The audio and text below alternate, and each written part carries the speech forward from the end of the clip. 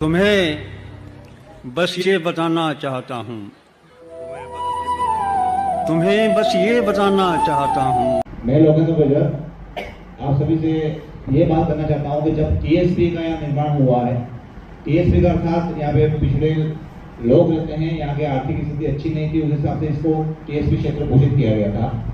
तो जब इसको टीएसपी क्षेत्र घोषित किया गया था तो इसका मतलब यहाँ के जो निवासी हैं, जो भी है, वो सब पिछड़े हुए, जिस प्रकार एसटी एससी को आरक्षण मिलता है, तो उसी प्रकार यहाँ की जो ओबीसी जनजाति है, ओबीसी जाति है, उसको भी आरक्षण मिलना चाहिए। बात सीधी है, क्योंकि वो भी तो पिछड़े हैं, वो भी इसी एरिया में रहते हैं। तो इन्होंने ओबीसी को यहाँ माना ही नहीं है। पहली बात तो इन्होंने जो आरक्षण दिया है 50% जनरल कर दिया है और 50% में एसटी एससी को ले लिया है, तो 50% जनरल माना है, यानी यहाँ के जितने भी निवासी हैं वो सिर्फ जनरल कैटेगरी में आते हैं। चलो ये भी मान लिया। तो इन्होंने कुछ पहले ईडब्ल्यूएस करके 10% आरक्षण दिया था, यानी 10% आरक्षण किसको? ईडब्ल्यूएस, यानी जो जनरल के हैं उनको 10% दिया जाएगा। चलो ये भी ठीक है। तो आपने उसको टीएसपी में भी लागू करने की कोशिश की और कई कई भर्तियों में थे, तो नर्जी ना 2 भर्तियों में उनको टीएसपी में भी ईडब्ल्यूएस आरक्षण दे दिया, यानी 10% दे दिया। तो हमारे पास जो 50 था उसमें से 10 चला गया वापिस जनरल के पास ही, तो 40 रह गया।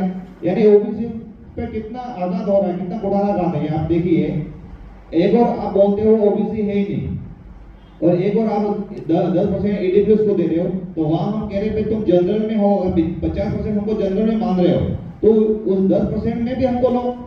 लेकिन वो वहां पे जैसे 10% की मांग करते हो, बोलते नहीं आप ओबीसी नहीं, आप तो जनरल में, आप तो ओबीसी में आते हो, जनरल में नहीं आते हो।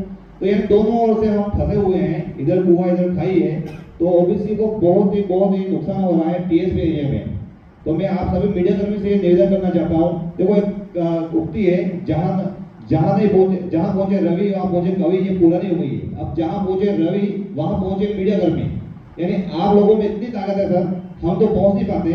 आप नेताओं अधिकारियों के आस पास रहते हो, तो आपसे निवेदन है, कृपया उनसे ये बातें पूछें कि क्या टीएसपी में ओबीसी नहीं रहता है क्या, और ओबीसी रहता है तो इनको आरक्षण क्यों नहीं है।